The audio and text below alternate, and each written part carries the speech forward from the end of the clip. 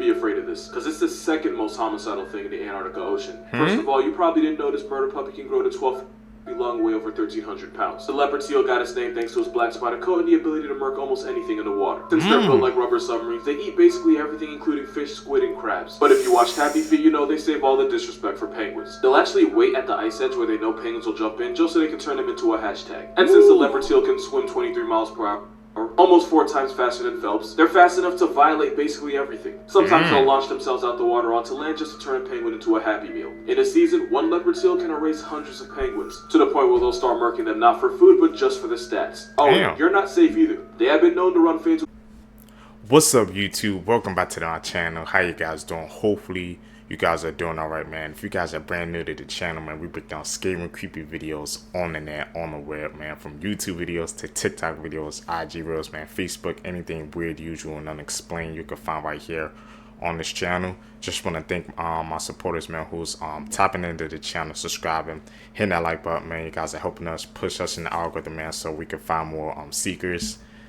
Found this video for you guys today, man. You guys know what we do best, man. We seek the truth.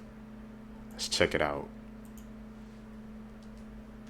2-year-old charged with murdering Ballarat mother Samantha Murphy has been identified as Patrick Oren Stephenson. A suppression order initially in place to protect his identity was lifted on Friday, meaning media could now name him. Stephenson was arrested by police in the early hours of Wednesday morning and has since been charged with the murder of Samantha. He was a former St Patrick's College Ballarat student and is the son of ex-Richmond and Geelong player Oren Stephenson. It's been revealed Patrick was the man investigators had in their sights for more than a fortnight before they pounced, arresting him and raiding his home.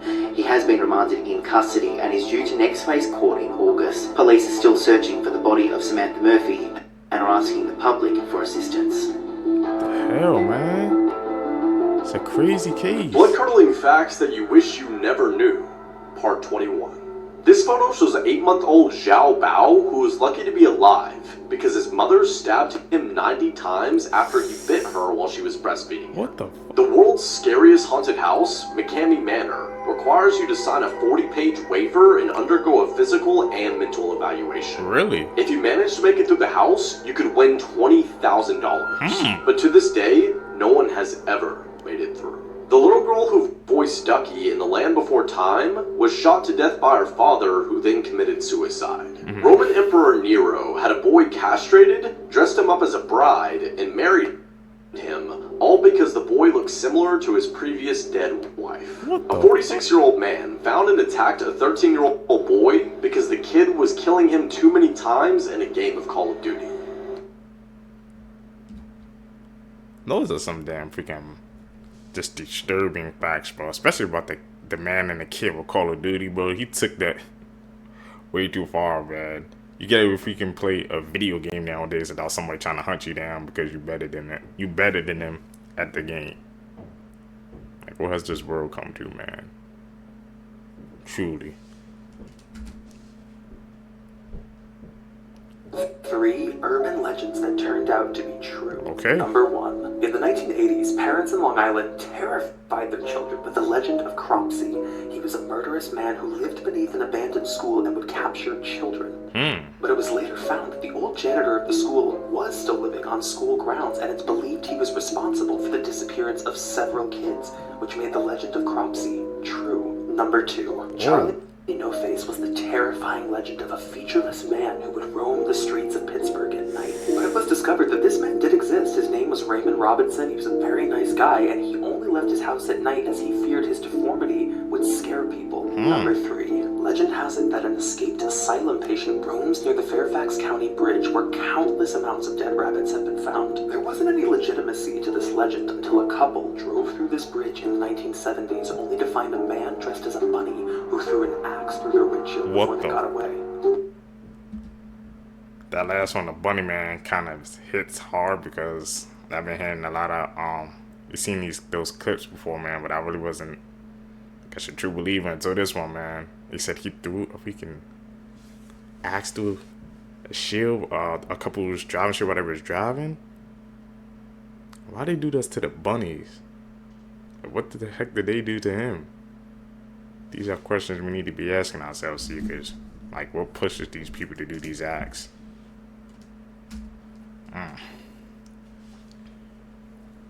creepiest urban legend from each country.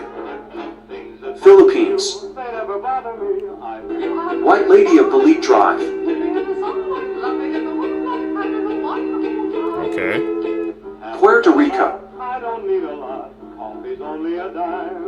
Chupacabra. Chupacabra, what the hell? Man, I wanted to go to Puerto Rico too. You gotta be aware.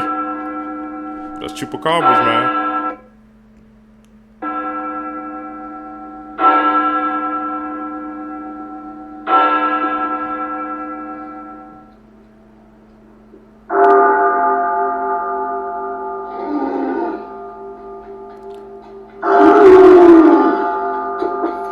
Yeah, you probably should be afraid of this, because it's the second most homicidal thing in the Antarctic Ocean. First of all, you probably didn't know this murder puppy can grow to 12 feet long, weigh over 1,300 pounds. The leopard seal got its name thanks to its black spotted coat and the ability to murk almost anything in the water. Since they're built like rubber submarines, they eat basically everything including fish, squid, and crabs. But if you watched Happy Feet, you know they save all the disrespect for penguins. They'll actually wait at the ice edge where they know penguins will jump in just so they can turn them into a hashtag. And since the leopard seal can swim 23 miles per hour, almost 4 times faster than Phelps, they're fast enough to violate basically everything. Sometimes they'll launch themselves out the water onto land just to turn a penguin into a Happy Meal. In a season, one leopard seal can erase hundreds of penguins, to the point where they'll start murking them not for food, but just for the stats. Oh, you're not safe either. They have been known to run fades with people, and one actually grabbed a scientist and mauled her underwater until she drowned. They've also been known to bite holes in the inflatable boats people like to sit in. But to be fair, they're not all bad. One leopard seal made friends with a photographer and brought him dead and injured penguins to try to teach him how to hunt. In seal society, that's as wholesome as you're gonna get. But that doesn't change the fact that they commit actual war crimes on penguins. If I showed you all the pictures, I would get banned. You know how I said they're the second most dangerous thing in the ice ocean? Yeah, this is why.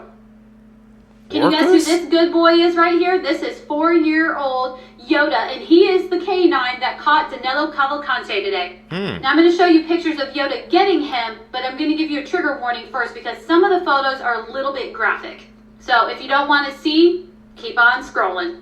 So as we know, he was found hidden in this huge pile of lumber, and he had no idea that he was surrounded. But when he realized that they were there, he tried crawling away in a bunch of underbrush. But here's Yoda getting his ass. Damn. And here's another angle. As you can see, he got a little bit of injury on the top of his head there. Here's the group photo that they took. Look at him standing next to the police officers. He looks so little. I'm going to tell you, as a nurse, hospital gowns don't usually come down to the floor in grown adults.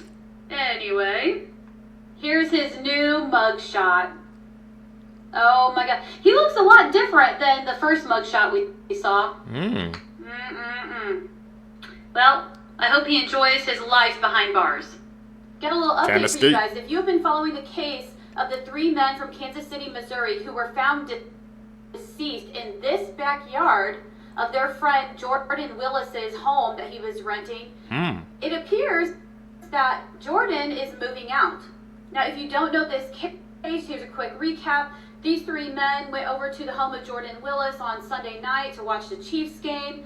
They didn't go home after the game. They didn't go to work on Monday or Tuesday. Finally, on Tuesday at around 10 p.m., Clayton's fiance had gone to the house, went around to the back because Jordan wasn't answering the door, even though she had been banging and hollering out his name and knew that he was home. So she went around to the back. She was able to break in through a window, and then she saw a body on the porch covered in snow.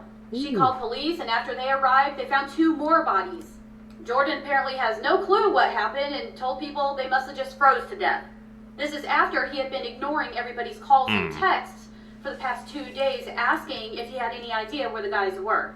The police said there were no obvious signs of foul play, no arrests have been made, autopsy and toxicology reports are pending. So he can leave, but in my opinion, it kind of looks weird. I know there was talk about a search warrant on the home. I don't know if they did that yet or if they found anything. I was also informed that the police have the cell phones of the 3 guys and they're going through those. Okay. What do you guys think about this? I mean, I honestly thought the math wasn't mathing in this case as it was, but now he's moving out. Like she said, the math ain't mathing. Like, all those people were trying to contact them after their friends went over to the game, and he didn't know what happened to him. They were just found in the backyard, and they said there's no suspects, no foul play. Like, come on, they gotta dig deep into that case, man. This won't be the first time somebody could get away with something like that. And he's moving. That's raising a whole bunch of red flag seekers. Whole bunch.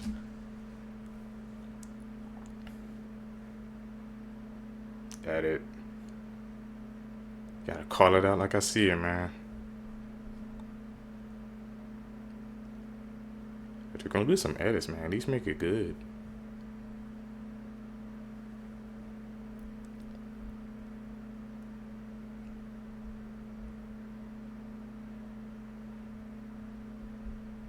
Like, what the hell's going on Yes, there? the picture at the end is real. In 1876, a woman from a very prominent family in Paris goes missing. After years go by and no one has a clue what happened to this woman, friends and family ultimately mourn her death and move on. 25 years later, and this anonymous letter shows up on the Attorney General's desk, claiming that the missing woman's family had a secret. Intrigued by the letter, the police go to the family's home, show it to them, and ask to search the property, to which they say, go for it.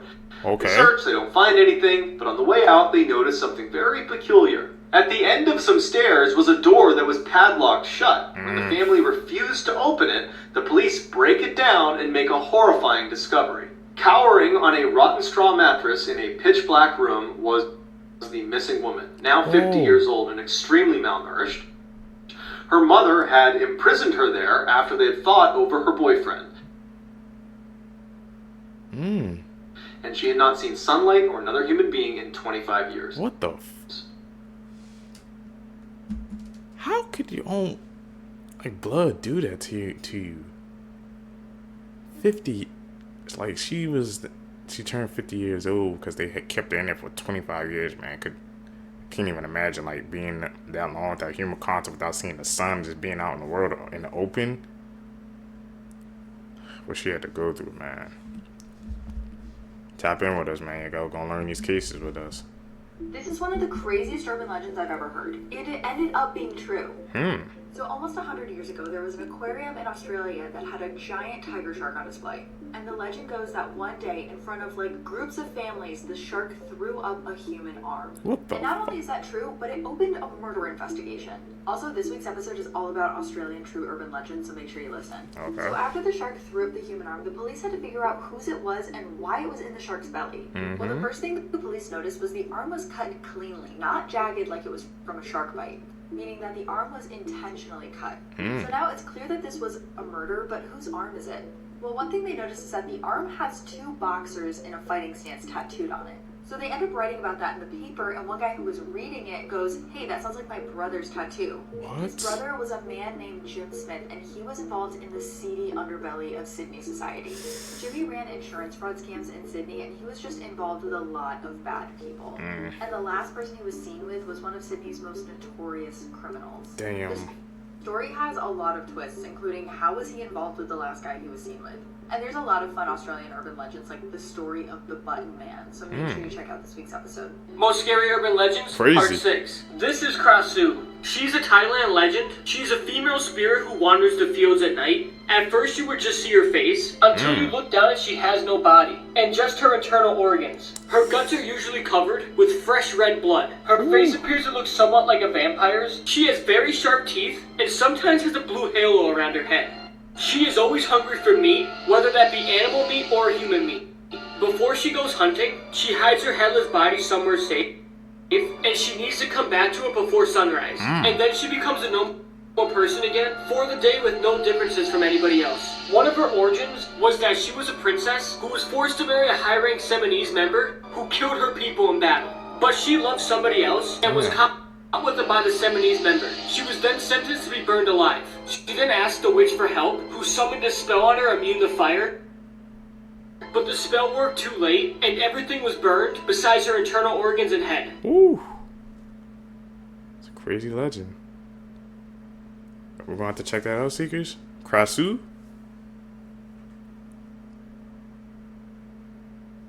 You guys obviously see that's an edit.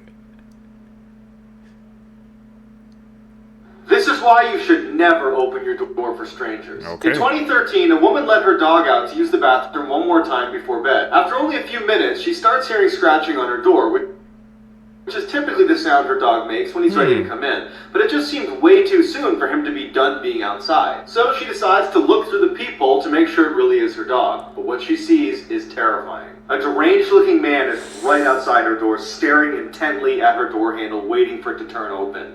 As she's looking in horror, unable to do anything, he starts scratching at the door as hard as he can, never leaving his gaze from the door handle. She manages to stifle a scream, she backs away, and realizes her dog is still outside. So she goes to the side window, but there's no sign of her dog. And so she goes back to the door to see if maybe the man's moved. He hasn't moved, his mouth is open, and he's staring directly at the peephole. Then he turns around and walks away. With the man gone, she discovers her dog unharmed, his leash had just been cut. But that means he had a knife. What the hell? You gotta be careful out This here, is man. the story of how two kids witnessed a potential murder on Omegle. A 14-year-old kid and his friend Anthony were having a sleepover one night. When Anthony arrived at his friend's house, they both went upstairs onto the computer and onto Omegle. The boys matched up with a girl who seemed to be around the age of 18. The girl was sitting in a dark room with a blue light shining on her face. The boys were planning on being really mean and annoying. But then Anthony then said, "Who is that behind you?" Anthony's friend then looked behind the girl but saw nothing, so he thought Anthony was joking. The girl knew right away that Anthony was just messing with her. Anthony then insisted to the girl that there was someone behind her, so his friend played along with it. The girl turned around and saw nothing. Anthony's friend also saw nothing behind the girl. Anthony then said that there was someone hiding behind her bed. Anthony's friend then looked at Anthony as if he was joking, but Anthony was being 100% serious. All of a sudden, Anthony's friend then saw the same man that Anthony was seeing behind her bed. Part 2 will be out in a moment. God damn it, these part 2s always get us seekers, man. It's a hassle trying to find them, but that's just insane. I'm about to say, didn't they shut down Omegle, right? Like, Omegle doesn't even exist anymore because, like, too many weird stuff is happening on that website. It gives, like, kids too much access to things that they shouldn't be seeing. You guys know about Omegle. If you know, you know. That site, it can get real dangerous, bro. If you match with the wrong person, man. If you know, you know. Just a few weeks before Mika's passing, her sister shared these posts via Facebook. Please do not fall for the nonsense being shared about my sister needing restoration, healing, and forgiveness. Narcs working publicly with no accountability is insane. As I was sitting in church today, I received a text message. Usually, I don't check my phone and I keep it on silent. But with everything going on with my sister, Micah, I've made it a point to try to keep an eye on it for fear of her safety due to others' behavior towards her. To no surprise, it was a message about what was said from the pulpit today in Myrtle Beach at her church. I have so much sadness that someone could take the position that was, hopefully, given to them by God, and use it for their own benefit, abusing God's gift of free will. Please hear my heart when I say if you attend that church, guard your heart and get in the Bible. The church is the people and God, not the pastor. When the pastor is married and he's on stage giving a sermon, saying he's going to pray to God for a hot wife that should raise 1 million red flags. When a pastor is on stage in a sermon saying he's going to wave to all his Facebook haters on his private plane on the way to Miami, that should raise a red flag. Definitely should. When the pastor is up there saying that he's angry at God for always making his sermons about what he's going through in his life, you should take that as a red flag. When the pastor is saying he shouldn't be up there preaching to you, you should hear what he's saying and take it seriously. I can only imagine how emotionally straining it is for Micah having somebody in a position of influence spreading lies about her to the entire congregation. And I commend my sister for standing tall and standing on God's word. We're just exposing that damn pastors. Everything she kept saying, man, those were red flags. Talk about praying for a hot wife and waving on your private plane to Miami. That's not what it's, I guess, being a pastor is about. He's just focused on the money aspect of it. It should be about helping people. If you guys see those red flags, just turn away, man. Trust me. You can definitely tell that was Ned. Imagine your friend being murdered while on FaceTime with you. Kelvie McRae was a stunning 18-year-old from Florida. She was a beautician and a model and was described as being very intelligent with a flair for life. Earlier this year, she'd been living at West Palm Beach. Her ex-boyfriend was 19-year-old Keyshawn Shaw. The pair had been together for around a year when she actually broke up with him. Now, she stated that he really didn't seem to accept the fact that things were over between them. A day prior to the tragic incident in question, police got a 911 call. Kelvie told the operator how her ex had tried to strangle her and had held a gun to her head. He tried to hold her against her will, and as she tried to flee the scene and get in a car and drive away, he had apparently flung himself onto the windshield and smashed it. Police charged him with false imprisonment, aggravated assault and battery. The day after, police responded to yet another 911 call. This time, though, it was a report of a shooting. Kelvie had been apparently on FaceTime with a group of her friends. Shockingly, her ex suddenly shot her in the head, neck and back. The incident unfolded in front of her horrified friends on FaceTime. They obviously reported what they'd witnessed to police. When authorities arrived, they found the ex in the house with gunshot wounds himself. Kelvie was unfortunately deceased. Keyshawn was leaning against a wall and was arrested and transferred to hospital. He then later died from his injuries. Look at this image. I see the skulls. I see the freaking kids crying up there. I see that? Seekers? That's a damn haunting image for sure. I don't know what the hell was going on in that image. Something was going on. About to track that down or something, man. That was crazy. Seekers, if you guys stayed with me to the end of the video, you're a real one. Thank you guys for supporting the channel. Like I said, guys, Seekers, are you guys enjoying the changes to the channel, man? Like I said, my reaction style, I'm trying to pause. If you guys noticed the past couple of videos, I've been pausing way less, letting it play out, saving my thoughts until after, man. Also, man, trying to upgrade these thumbnails for you guys. Really trying to just fire on all cylinders, man. I'm trying to grow. Like I said, this summer, we're going to be grinding, man. I've been posting every single day, man. Haven't missed a day yet, man. So can I see some clapping emojis down below, Seekers, man? I want to see those down below, bro. Have not missed a day of uploading and don't plan to. You guys are going to catch in the next one, man. I'm out. Peace, Seekers. What's up, YouTube? Welcome back to the channel. How you guys doing? Hopefully you guys are doing alright, man. If you guys are brand new to the channel, we break down scary and creepy videos on the net, on the web, from YouTube videos to TikTok videos, Facebook, IG, anything weird, usual, and unexplained you can find right here on this channel. Just want to thank you guys who's been tapping into the channel, subscribing, hitting that post notification bell, hitting that like button, man, helping us grow in our community, the Seekers, man. We seek the truth, so I appreciate each and every single one of you, man. Also, man, let me know if you guys can notice the difference in the audio quality. It should be much clearer now. Found this video for you guys today. Let's do what we do best, Seekers. Seek the truth. Who took his own life after falling victim to a sextortion scam is finally seeing justice. Nigerian brothers Samuel and Samson Ogoshi posed as a woman on Instagram and tricked 17-year-old George DeMay into sending them intimate photos. Catfish. He demanded the teen send them $1,000, threatening to share the pictures with his friends and family if he didn't pay up. 6 hours later, DeMay was found dead. His last message was, "I'm killing myself right now because of you." Now the scammers have pleaded guilty to conspiring to exploit teenage boys. When I tell you, be careful who you talk to out here. Tears to my eyes as a mom.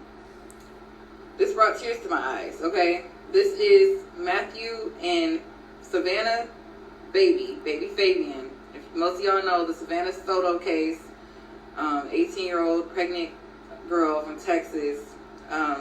Unfortunately, she was found deceased. Her and her boyfriend were found deceased. What? And she was pregnant with baby Fabian. She was gonna be having him any day, y'all. This is baby Fabian. This picture was shared by the family, and they wanted to show how peaceful he looked, and he looks. And the message says, "We will forever be grateful to at now I lay me down to sleep for these wonderful photos of our grandson Fabian Guerrera. Memories we can hold in our heart till we get to hold you again.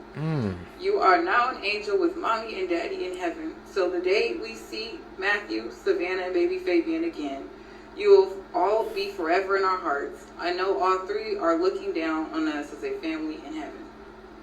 And these are some photos from the funeral, you guys. She was buried holding her baby. It's hard to hold back tears right now, but rest in peace to Savannah, Matthew, and baby Fabian. This is one of the scariest ghost stories I've heard, so now everyone's got to hear it. Back in 2003, there was this group of deployed American Marines who got moved into abandoned military housing that was dubbed Ghost Town. They got the name because apparently the first group of Marines that lived there only made it a week before they couldn't live there anymore. Marines? They said they couldn't sleep the entire time they were there. Like all night they would hear the sounds of children laughing, of like footsteps upstairs when there was no one there. I talk about it this week on the podcast, but one night the new group that had moved in had to go out and patrol the area. So they're walking through the neighborhood, like past a bunch of abandoned houses, and then all of a sudden, one of the Marines just starts screaming. He throws his weapon down and just takes off running, like through enemy territory with no weapon. Whoa. So half of the Marines chase after him, and then the other half turn around to see what he was screaming at. They said that behind them, there was this creature that looked like a shadow come to life. It was really tall and skinny, but they said it had these bright, glowing red eyes. But before they knew what to do, it just vanished. The craziest part is that multiple other people have reported seeing this exact creature, like, in the area. If you want to hear more of these stories, you've got to check out the podcast this week. What do you guys think, man? There's something more to that story, because they said multiple people in the area has reported that, man. So it's just not like a one-case occurrence. When that happens multiple times, that's a pattern. There's definitely some weird energy in that town or something, man. Guys, we need to check that out. This math teacher had with two schoolboys, and one of them got her pregnant. The boy told police in an interview that Jonas had given her 10 of the 11 digits to her phone number and challenged him to guess the other, which he had, and that had led to them messaging each other. Joins groomed the first student by taking him to the Trafford Centre and bought him a Gucci belt. Later, she drove the boy back to her flat in Salford, where they had sex twice. Rumours spread among the boy's friends, the jury heard, and Joyce was suspended by her school in October 2021 after being arrested by police. She was subsequently charged and was due to face trial, but then it emerged she had been in a long-term intimate relationship with second student. She said the relationship had begun when the boy was 15, and he went into her flat twice, where they kissed, but it became intimate when he turned 16, whilst she was on bail and faced charges over the first student. Phone messages between then became more flirtatious. One he sent read, "Get your tits out," and she replied, "Not tonight." And then she went on to send him a photo of her bum in just her knickers. Sacked in July 2022, denies 4 charges of inappropriate activity with a child and 2 charges of inappropriate activity with a child as a person in a position of trust. The trial continues and is expected to last 2 weeks. That is disgusting. She was on trial for something and still continued to do the same thing. What the hell would be going through people's mind, man?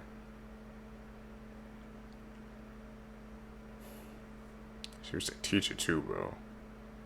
Supposed to be teaching kids. That's an edit. Interesting facts you never knew. The last one was shot. If you stay up all night, your body burns an extra 161 calories. If you pinch the skin on your elbow as hard as you can, you won't feel any pain. One of your friends wants to be more than a friend to you. It's the third person you see when you click on share and then more. A woman can get pregnant while she's already pregnant and have children by 2 different people at the same time. If you Google the word askew, the page will tilt slightly clockwise. Go do it and then come back and let me know if it worked in the comments below. There's a syndrome where people believe they're turning into trees called Cotard's syndrome. Almost 20 million people share the same birthday. Comment your birthday and see who has the same one as you. My birthday is August 29th. Before the last fact, support me by clicking the follow button for more interesting facts every day. A British Marine had a leg tattoo of Liverpool's motto, "You'll never walk alone." He got hurt in Afghanistan and had to get his leg amputated, which also cut off part of the tattoo. Now it says, "You'll never walk." What was Megan Thee Stallion talking about when she referenced Megan's Law? If this law existed, 7-year-old Megan Conca wouldn't have been essayed and killed. Jesse Timendekas had served time for 2 previous convictions for essay against children. But still, he was able to move across the street from 7-year-old Megan Conca and her family. Her parents had no idea that the man who seemed to be chilling in his yard every time Megan went out to play or draw with sidewalk chalk was watching her and waiting for the time to strike. On July 29, 1994, he lured the child into his house under the pretense that she could play with his new puppy. He essayed her, but because he didn't want her to report it, he strangled her with a belt, and he dumped her body in the nearby park. And the next day, he confessed to police and led them to the dump site. Evidence included bloodstains, hair samples, and a bite mark on Jesse's hand because Megan had tried to fight back. He was initially given the death penalty, but the state of New Jersey changed this to life in prison without parole. And because Megan's family had no idea that they were living across the street from someone who had committed violent crimes against children, they fought to have a federal law passed in Megan's name. Megan's law requires law enforcement to make info on offenders public. By being a registered offender, you're added to the offender registry that includes your name, crimes, and address, and you must alert the government if you move. Before Megan's law, only 5 states required people like this to register, as required in the Jacob Wetterling Act, which I covered in a separate video. Together, the Wetterling Act and Megan's law protect the public in 2 ways. 1, the registry itself, and 2, community notification for the public. Megan's law would have given Megan's family the chance to protect her. And looking up the list of offenders in your area is something I recommend for everybody to do, and let me know if you want me to make a tutorial on how to do that. So when Megan Thee Stallion referenced Megan's law in her newest diss track, she was referencing the fact that Nicki Minaj is married to a offender. If you like this video, give me a follow and stay safe out there. So that's what that This ball kid is hated for. his Spanish teacher so much, he offered his friends £10 to murder her. Will Cornick's parents separated, but both were described as supportive. He enrolled at Corpus Christi in Year 7. His former head of year said he was polite and always showed up. Prior to the murder, he only had 4 instances of misbehavior in 4.5 years at the school and had no criminal record. His classmates described him as academically gifted and unlikely to cause trouble. Will's personality changed after he collapsed while on holiday in Cornwall, and he was diagnosed with diabetes. Sadly, he self-harmed due to the condition. In 2013, he was disappointed to learn that he wouldn't be able to join the army due to his diabetes. At Christmas that year, he sent a Facebook message to his friend where he talked about brutally murdering Anne McGuire, who was his Spanish teacher. Will had been planning the murder 4 days beforehand. It was said that he held a deep-seated grudge against Anne McGuire. He had also sent Facebook messages to his friends, asking them if they could murder her for £10. On the 28th of April 2014, Will attended class as normal. After morning break, he went to the top floor for his Spanish lessons. Midway through the lessons, he got up and started randomly attacking Anne, stabbing her 7 times in the back and neck with a 21cm knife, 1 cut straight through her jugular vein. He then chased her into the corridor, where Susan Francis was, who was the head of Spanish. She started to scream for help. She managed to separate and shield Anne from Will.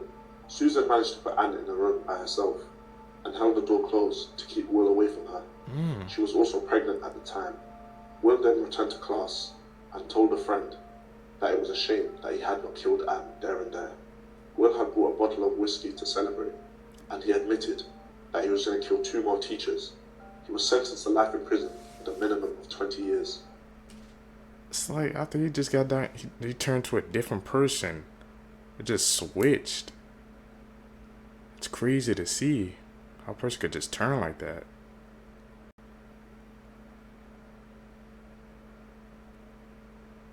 You never know. Edit. Like this sound like an edit.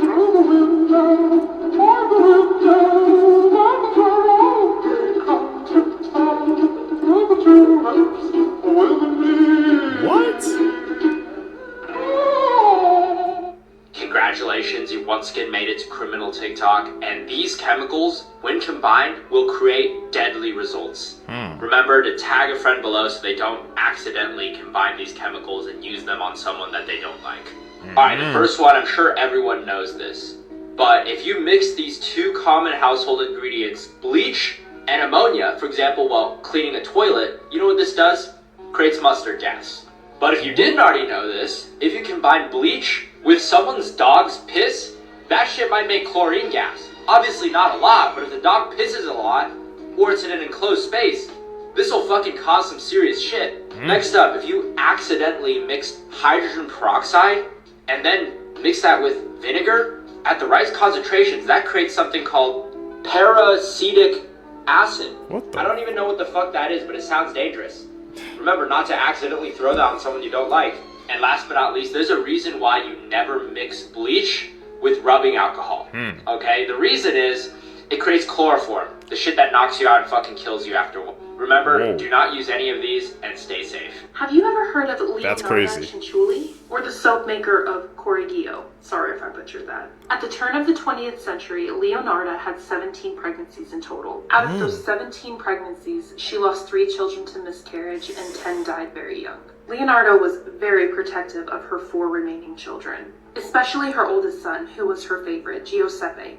Again, I'm sorry if I butchered that. Giuseppe decided to enlist in the Italian army to help with World War II efforts. Leonardo was deeply suspicious, and when her son joined the army, she turned to those superstitions to keep him safe. Leonardo would go on to murder 3 women from 1939 to 1940. She would lure them in under the guise of work or matchmaking in a different country. She had the women write detailed letters to her families explaining their trips. She would then kill them with an axe and bake them into tea cakes that she would feed to her son and her friends and family. With her last victim, she even went as far as to turn her into soap. But her last victim had family that didn't believe the story of the quick trip to a different country. They would involve the police, and one of her family members had seen her go into Leonardo's home. It didn't take long for Leonardo to confess to everything. Leonardo's trial would only last for 3 days, and she was sentenced to 33 years in prison. She died of a brain hemorrhage in prison on October 15th of 1970. She was 79 years old. I personally don't think that was enough time, but what do you think? She literally turned someone into soap. How do you even do that? Man, these cases get crazier and crazier. Tap in with us, Seekers. We're gonna learn some new stuff.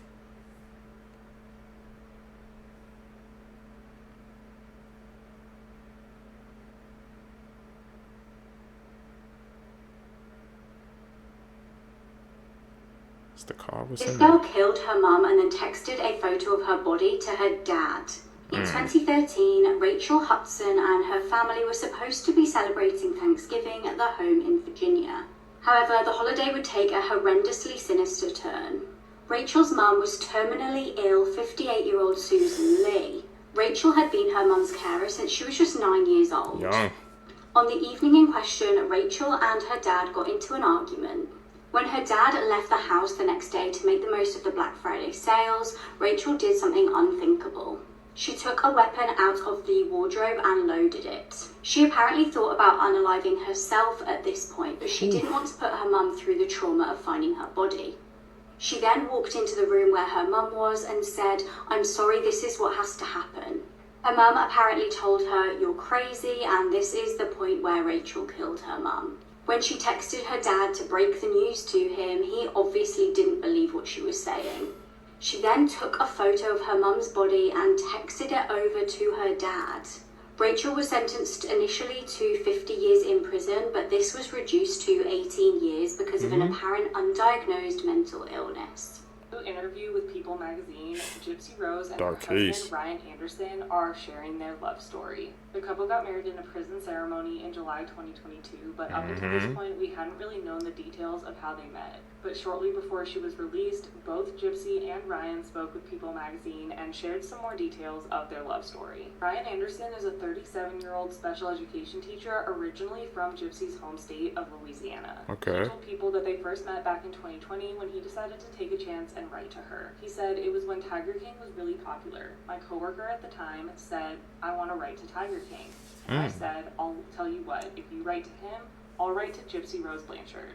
In that first letter, Ryan told Gypsy, quote, 'what her story meant to me, and on the second page, I just let her have it. I told her everything about me.' He didn't expect to hear back, but by May 2020, the two were corresponding regularly. Ryan said that he would get butterflies when he got an email from Gypsy. And when the two spoke on the phone for the first time and he heard her voice, that all but sealed the deal for him. Gypsy's also falling in love as Ryan, quote, 'became her emotional backbone.' She said that they met when the pandemic was really strong and she had a lot of emotional ups and downs because of it.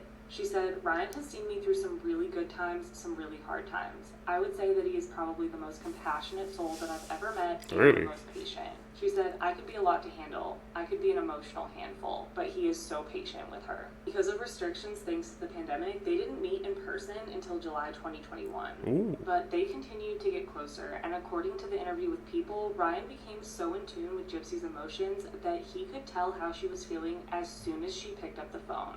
Gypsy said, we've been able to build this emotional bond that within 2 seconds of talking on the phone, he knows my emotions. She said, I'm thankful that I have a man that is open enough with his own emotions so I could let my emotions flow. On July 21st, 2022, Gypsy and Ryan got married in a prison ceremony. And today, December 28th, 2023, he was the one to pick her up when she was released. Gypsy also mentioned in the interview with People that she wants kids one day. She said, It's hard because I'm going into a new life and I'm newly married and I'm going to have kids one day and I'm going to have to explain to my kids why their grandmother on mommy's side isn't around. And that's going to be a really hard conversation. But by all accounts, it seems like Gypsy is really happy with Ryan and that he has been there supporting her through a lot. So hopefully he will be continuing to support her as she adjusts to her new life. I'm sorry, we all know how that ended. They got a divorce, or Gypsy, she ain't mess with him no more, man. And I heard there was a report how she's trying to get him back into her TikTok account and get some money back, and they're trying to keep her, something like that. So they got some stuff going on between them two. Just needed to hear the origins of the relationship. That's a good edit. Hear about the couple that tortured and killed their au pair? Sophie Lynette was a 20-year-old French woman who wanted to work as an au pair in England so that she could learn English. A lot of people take on au pair positions for this reason. It's when you live with a family and take care of their kids while also learning their customs and language. She got a position working for Sabrina Quater and Wissam Madouni. They were French nationals that lived near London, and everything seemed to be going great at first. But little did Sophie know, Sabrina had a very delusional and violent side of her. Sabrina ruled her household with an iron fist and hardly paid Sophie. Damn. Sim was very submissive to his wife, which is typically fine, but Sabrina began to abuse Sophie. Neighbors noticed that Sophie seemed stressed and sad, and she had also lost a lot of weight. This is a photo taken just days before she died. Sabrina had withheld food and taken away Sophie's ID and cell phone so that she couldn't contact her family. Sabrina got it into her head that her au pair was in cahoots with her ex-boyfriend, Mark Walton. Sabrina was convinced that Sophie would get up in the middle of the night and let Mark into their house so that he could abuse their children. And her husband eventually started to believe her. And to be clear, Mark Walton didn't even live in England at the time, and he had no idea who Sophie was. Over a period of several months, the couple beat Sophie, whipped her with extension cords, and then waterboarded her in their bathtub. On Sabrina's phone, they found that she actually recorded some of these interrogations, although the actual audio is not public. It wasn't until neighbors noticed black smoke and a foul odor coming from the couple's backyard. Firefighters showed up and they noticed that chicken was on the grill, but there was also a large fire next to the grill. Upon further inspection, they noticed a pair of glasses as well as human fingers and a nose. What the? Sabrina and Sim had killed Sophie, but there was no way to tell for sure exactly how she died. The autopsy showed that she had been beaten severely, and she had several cracked ribs and even a cracked sternum, which I guess means that they stepped on her chest. Because of her inflated lungs, they think that her cause of death was drowning. Both of them were sentenced to 30 years to life behind bars. It's a dark case, man. She was just trying to learn the customs and just learn the language, man, in order to get a better life, and look what happened. She found the wrong couple.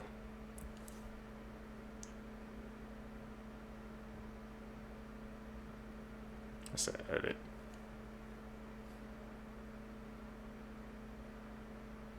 No, because while this stuff that's been going on in the world is reminding me of American Horror Story Apocalypse season. Really? Let's talk about it. Now, I talk a lot about this show because I feel like it is really woke and it is completely accurate with a lot of stuff that they talk about. So if you haven't watched the show or this episode, I'm about to give y'all a whole rundown of why I feel like this reminded me of what's going on right now in the world. Okay. So this whole series was basically talking about the end times, the apocalypse, the end of the world, whatever you want to call it. And the world didn't end in a natural way. The world ended on the show because of the higher-ups and the Antichrist. Yeah. So the dude that is like the son of Satan, so the son of Satan is the Antichrist. He, ever since he was a kid, he's just been super evil. Like, I'm talking about anybody that worked for them at their house. He would kill, as a little kid, he would kill all type of little animals. I'm talking about birds, all type of stuff. It was just really bad. He even had like the mark of the beast or something on the back of his ear. It was crazy. So the lady that raised him was just so tired of burying all the nannies and maids and all this in the backyard. So she kicked him to the curb. So at this point, he's like a teenager. He's lost. He's the Antichrist. But he knows it, but he doesn't quite know like his powers yet. So he stumbles across this Church of Satan, where he meets one of the members that was actually really nice to him. And she finds out that he is the spawn of Satan. Now everybody in this church, or whatever you want to call it, was waiting on this day. Like, that's all they've been waiting on was the Antichrist, of course, for obvious reasons. Their goal was to end the world and restart it over in the devil's image. So the lady that was basically helping the boy out, because at this point he was homeless and he just stumbled across the church and he met her there, she let him stay at her house. He was feeding him and everything like this. And he lost the only person that ever loved him, which was this lady that basically taught him everything he knew about like Satan and all that. So she was like, we can find her, we can get her back. We got powers, we got connections to everywhere, all over the world. And he was like, you can't do that because she's gone. And he was like, yes, we can. So she take him to this like multi-billion-dollar tech company, ran by these two boys that you would probably think like would be in their mom's basement playing video games. And they were the cooperative. Y'all already know the other word for it, but I'm not going to say it on here because, you know, TikTok. They said how they sold their soul, and that's how they got the most biggest tech company in the world.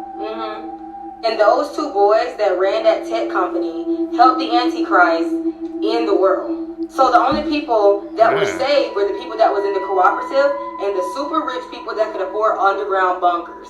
Haven't a lot of these rich people been talking about how they have bunkers and all these underground shelters? Yeah, alright. But I said all that to say, the world was ended by the higher-ups. And the only people that survived were the people that can afford it and people with a specific blood type. Now, I'm not going to say his name, but y'all already know who this story reminds me of. His initials is EM, and he's super rich. But let me know what y'all think in the comments. This is one of the worst. What do you guys think, Seekers, man? If she was breaking it down, bro, that thinking that those two guys had the huge tech company, all those underground bunkers, man, it was connecting. I ain't gonna lie to you, she was connecting the dots. What do you guys think? Cases in human history. This is the murder of Christine Silouan. She was from the Philippines and was a volunteer in church, and she used the church every day from 4 to 6 p.m. Okay. On the day of her murder, she went to church as per her schedule, but she didn't come home after that.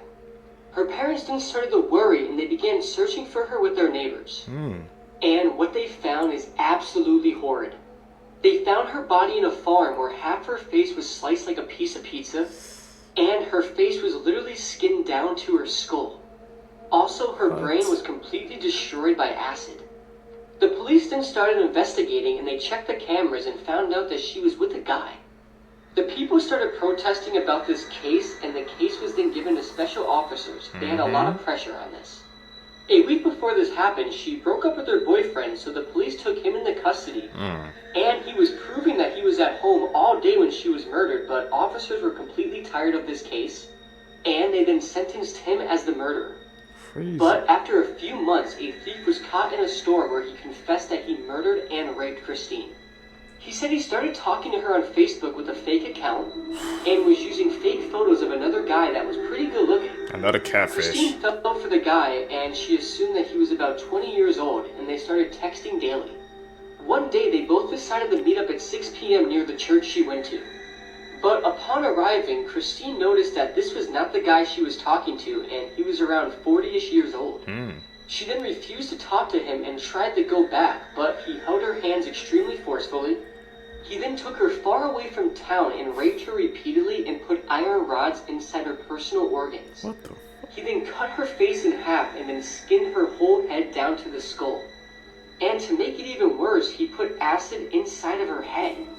The autopsy also revealed that her tongue, trachea, esophagus, parts of her neck, and her right ear were missing. The self-proclaimed killer of this case, named Renato Lanis, said that he used barber-type scissors and stabbed her 30 times on different parts of her body and skinned her face. Christine Silouan was only 16 years old, and this case is extremely haunting. There's a picture of her body that was found in the field, but Google did a really good job of not showing it and hiding it. So even if you do go looking for the picture, I don't think you're going to find it. No. This is one of those cases that after you get done reading it, you just feel some sort of uneasiness. I feel so bad for Christine's family, and I can't imagine finding my daughter in this state. May Christine Silouan rest in peace. This pedophile committed a crime so disturbing that a petition was created that asked the government to publicly hang him. And the petition gathered thousands of signatures. This is 33-year-old Benjamin Taylor from West Virginia.